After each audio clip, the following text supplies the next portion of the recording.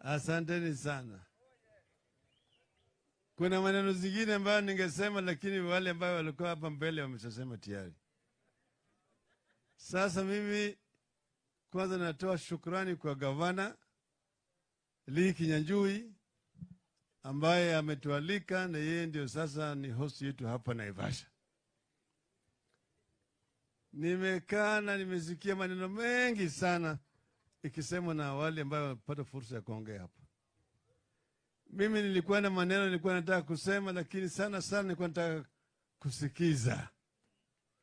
These are called consultations with the youth, so that we get to know what the youth are thinking. Najua tofauti ya uzee na ujana ni kitu kidogo sana, ya kwamba mzee ameshakuwa kijana, lakini vijana hawajakuwa wazee.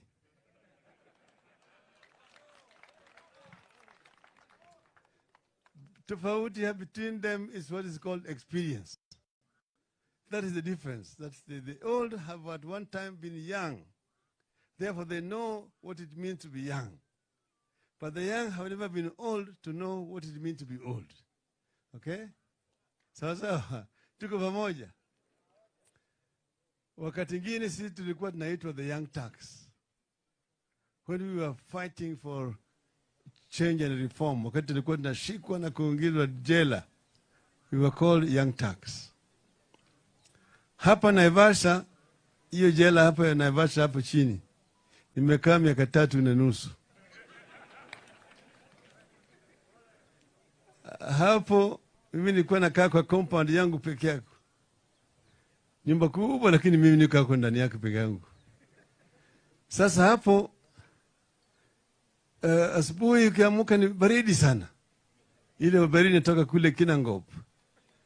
Sasa unatakana uende kuoga na maji baridi. Hapana. Kuna shamba hapo, nilikuwa naenda pale sasa nachukua jembe na lima. Dakika 30 saa moja, alafu mimi na sweat. Alafu nirudi kuoga hapo. Alafu baadaye sasa napata mimi ile uji na kunywa. Ikifika saa wanarudishwa kwa cell. Ikifika saa 5 wanaleta ugali na mboga. Alafu saa 9 wanaleta ugali na maragwe. Saa 9:30 umeshafungwa ndani, sasa unalala mpaka kesho tena. Lakini that is now a subject for another day. Leo nimepata memorandum kutoka Queen. Na nimeangalia hiyo memorandum. Before I tell you what I wanted to say, to respond to issues which are raised in that memorandum. Kwanza, youth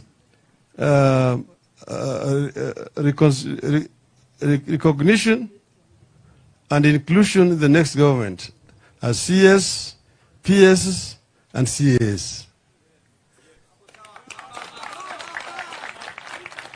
Mimi nataka kuambia nyinyi kwamba tunaenda kwa hii pamoja. Tuko nataka tuwe na ushirika, partnership, so that this government is going to be a blend. The youth will have a very big role to play in the government, as well as the others. Because each and every person in our society can make a contribution to our society. And as rightly pointed out, 70% of our population is below the age of 35. That is a major challenge. It can be a blessing or a curse. It can be a blessing if they are empowered and they are challenged and given opportunity to serve. And that's what we want to do. To create the Kenya that our forefathers wanted us to have. To realize the Kenyan dream, which I will tell you about later. Youth in county governments. Yes, the national government and county government will work in tandem. Manake it is one government. National, it is not 48 governments.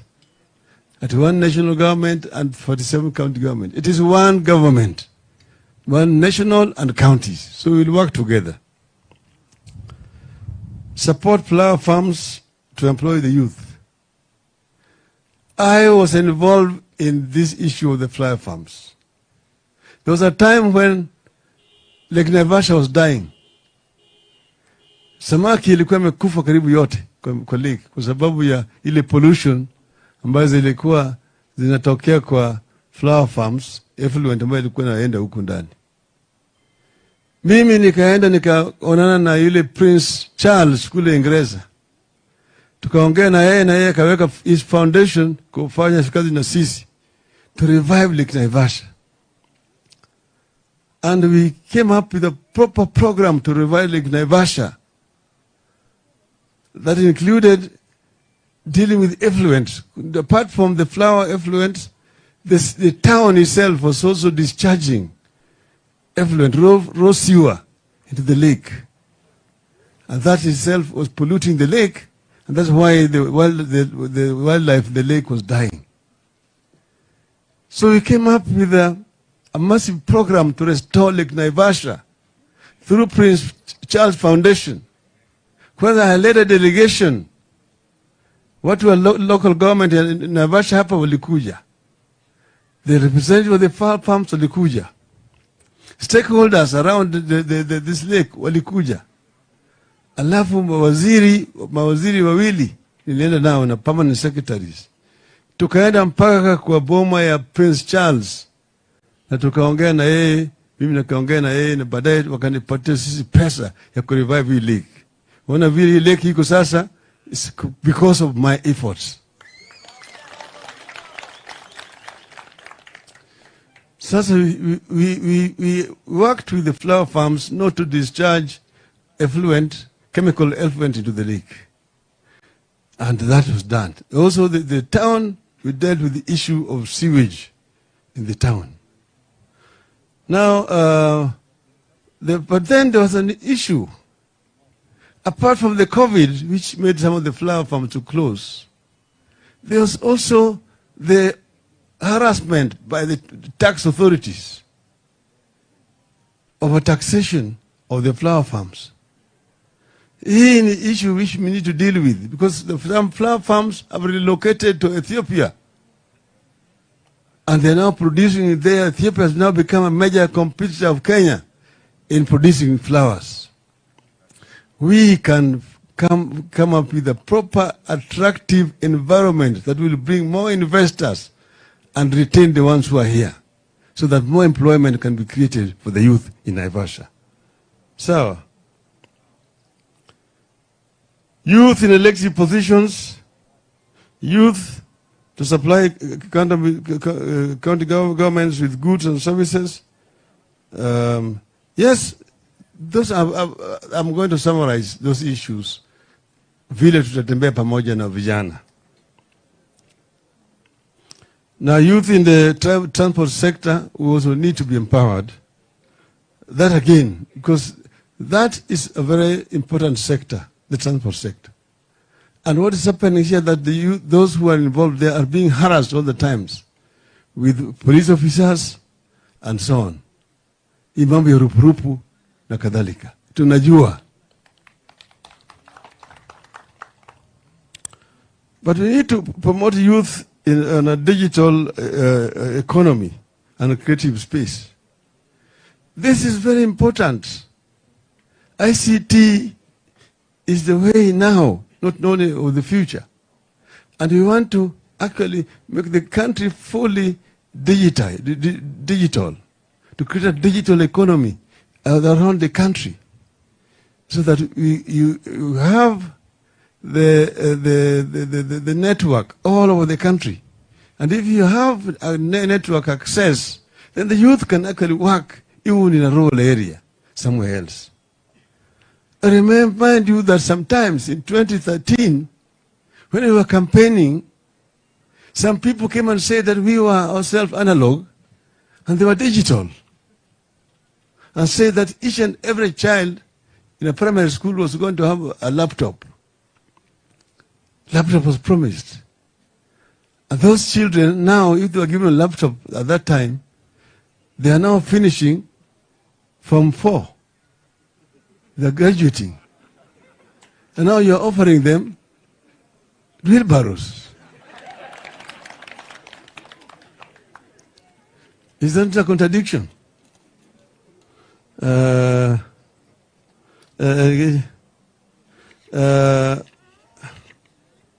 Yes. The issue of the blue economy in the lake. This is something, because that I was involved, and I've already mentioned how I was involved in reviving the lake because of the blue economy. That we have here fish in the lake, which can supply the community around all these areas here. And I agree that, you know, the Coast Guards have also been introduced in Lake Victoria. But the Coast Guards are basically supposed to provide security, not to harass people who are using the lakes. And that, I would say, must stop immediately. This area is a very good area for tourism. And we need to create a conducive environment for tourists to come in this region by improving infrastructure around the area. Then many tourists will come to visit this area. And that will encourage investment in tourism around this area. Then there's the issue of also manufacturing.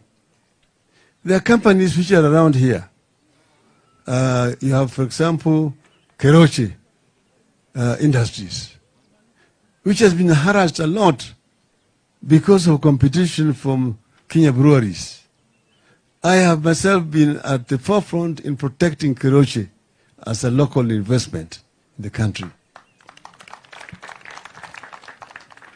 But in future, there are bigger plans. You see, the SGR has come to Naivasha. It has come to Naivasha. Now there's a proposal to put up a special economic zone here in Naivasha. The plan which we have discussed with the president. There's one here in Naivasha and one in Kisumu, in a place called Miwani. There's one also in Mombasa. So it is a chain along. And you've seen that the government has now constructed a connection between SGR and MGR to connect. So that goods, which are, that is to actually create a link to Uganda through Malaba and also through Kisumu. And that's why the Kisumu port has been revived. So that we are now targeting a bigger market in the region. Tanzania, Rwanda, Burundi, DRC, and South Sudan. From here and from Kisumu. So more employment is going to be created through this SEZ, Special Economic Zone here in Naivasha. We will have factories coming to set up there. And this will create a lot of employment for the youth in this region. That is a plan that we have. I will ensure that the SGR, SEZ is constructed and completed within 1 year of being in office. The issue of Kengen up here. In my other early incarnation, nilikuwa waziri wa kawi. I was Minister for Energy. I'm the one who brought the reforms to deal with the monopoly at that time of Kengen and power and lighting. I'm the one who licensed the first independent power producer, all power, to come and drill here in Olkaria. And actually I came myself to launch the first drilling here in Olkaria. But then what happened is that over the years, through corruption, contracts were signed between the government of the power and lighting and these producers. which has made electricity too expensive. There is extreme exploitation by these companies around here. Not just here in Olkaria, but several of these private independent power producers are producing electricity and selling it at high cost. Then power and lighting itself is adding up more than double the costs. And this is all being passed to the consumer. This is something that we will deal with. I see the government now has said that the power and lighting companies are government projects. I hope they're going to solve this problem. If they don't solve it, I will solve it.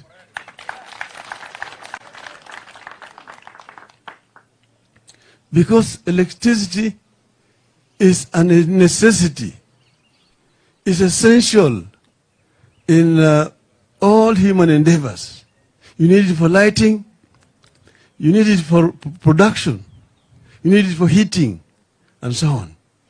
So electricity must be accessible and also at affordable price to the consumers. That is very important. And this issue we will deal with. We are dealing with issues which have been accumulated from over 20 years ago, from the Nyayo era. Some of them, we tried to resolve them during the Grand Coalition government. Some of them emerged again, but we will resolve them all so that our people can be able to access cheap energy, cheap electricity. Sasa kwa hivyo, wacha sasa mimi niseme. Yale yalikuwa ni manifesto, yani memorandum yenu. Ndio mimi nilijaribu kujibu. Sasa mimi kwa muktasari.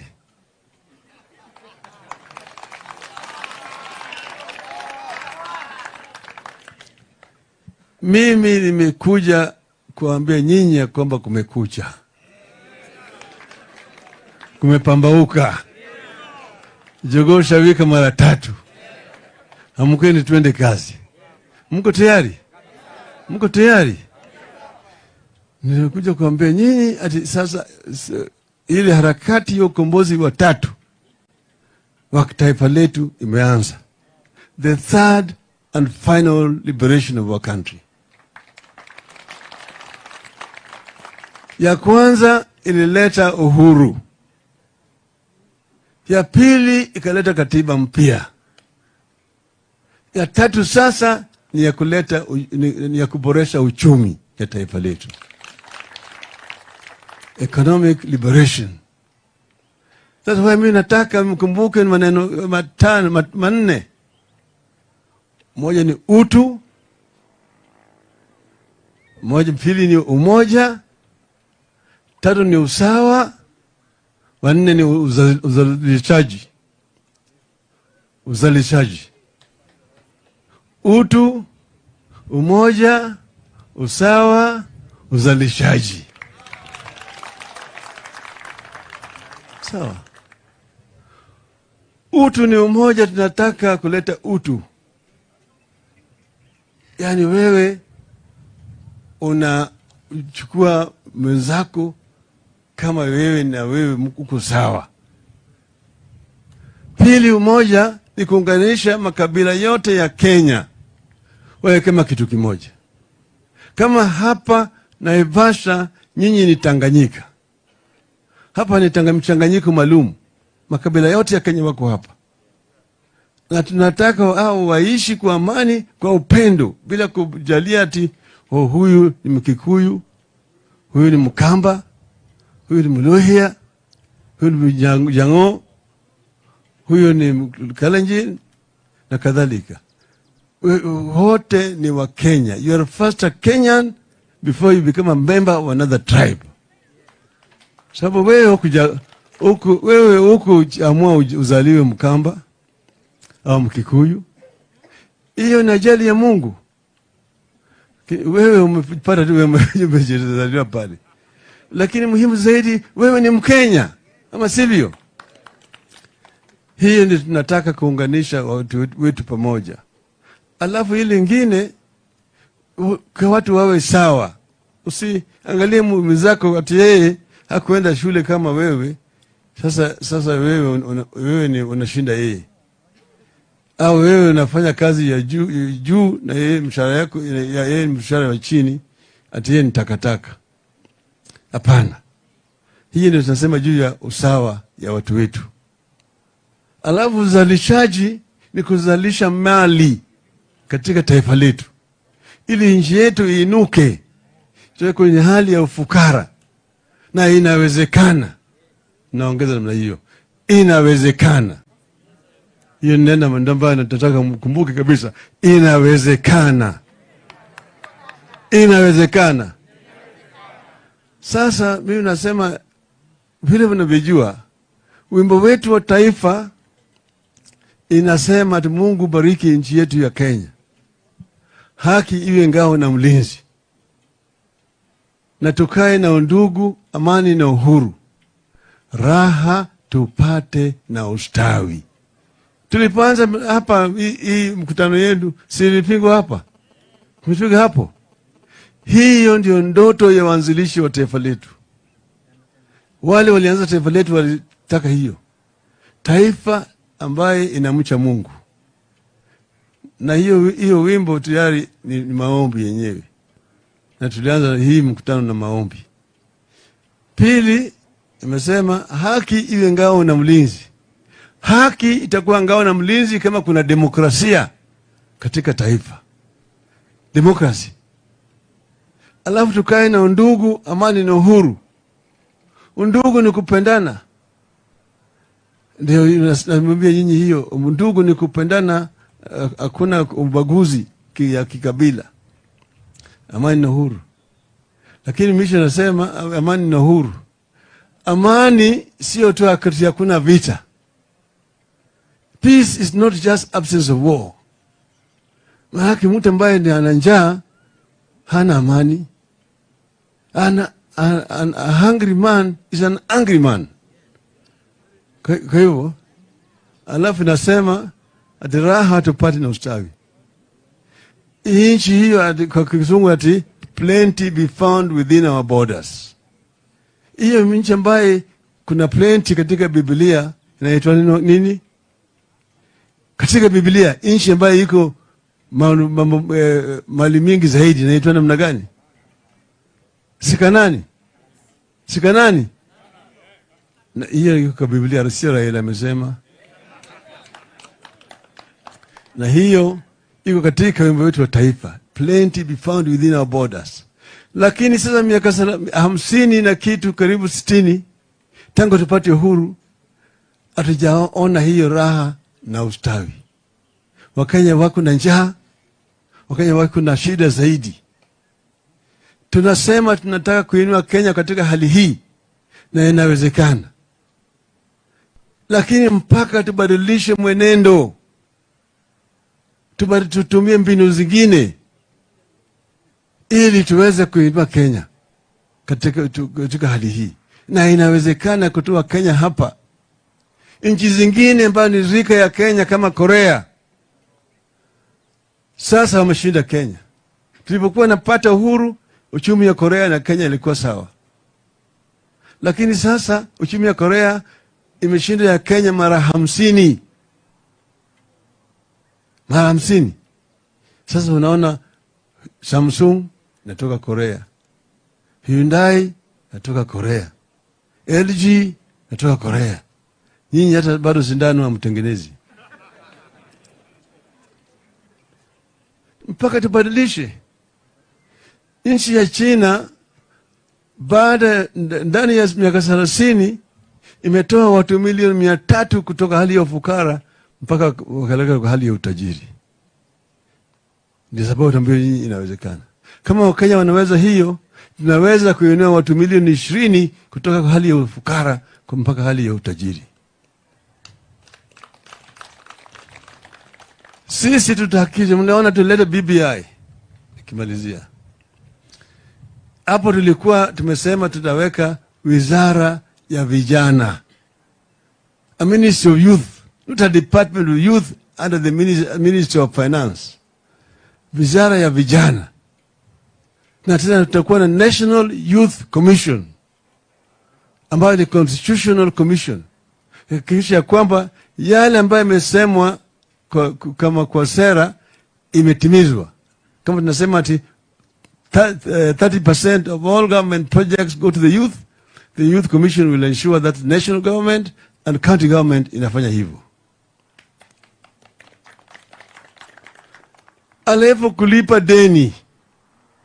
Wakati hii kuna vijana wengi ambao wamesupply county government hawajalipwa. National government hawajalipwa. Kwa sababu gani? County government hajapata pesa ya kulipa hawa ni. Tutahakikisha kwamba madeni zote zinalipwa mara moja.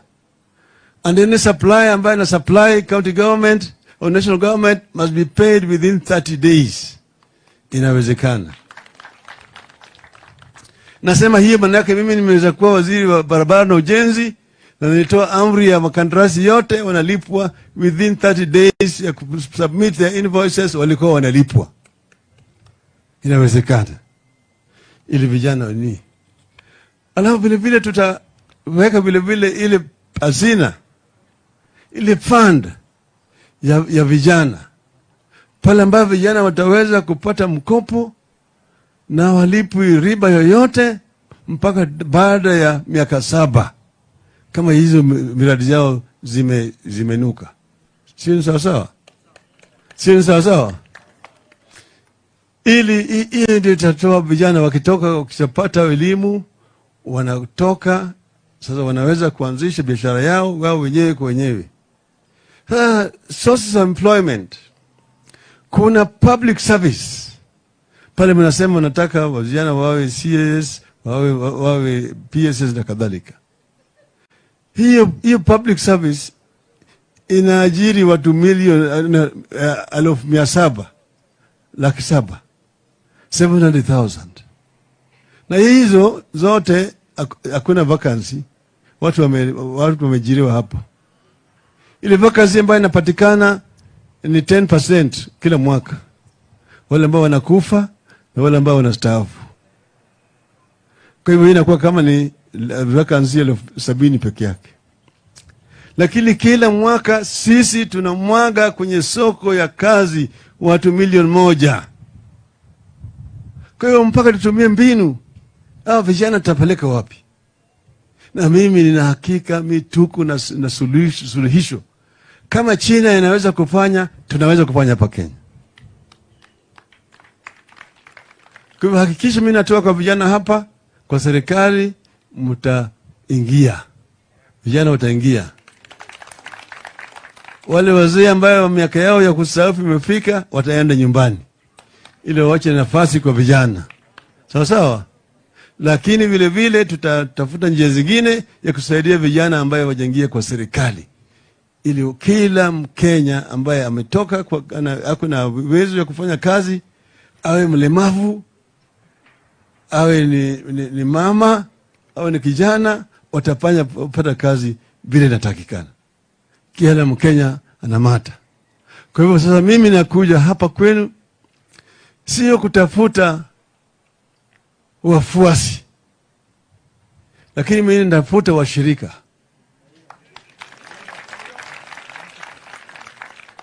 Ili tunaenda bega kwa bega, tunasonga sambamba. Mko tayari? Mko tayari kwa wanajeshi? Kwa wanajeshi? Kama mko tayari, mimi niko tayari. Nataka vijana wote wawe na silaha, wawe na bunduki na risasi.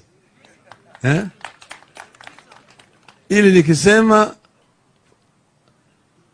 about turn, forward march, nikisema fire, fire, fire, fire, fire. Yani hiyo ni mimi nataka kwa vijana. Sawa sawa? Kwa hiyo nikisema kitu nataka usema inawezekana. Okay? Utu. Utu. Umoja. Umoja. Usawa. Usawa. Uzalishaji. Uzalishaji.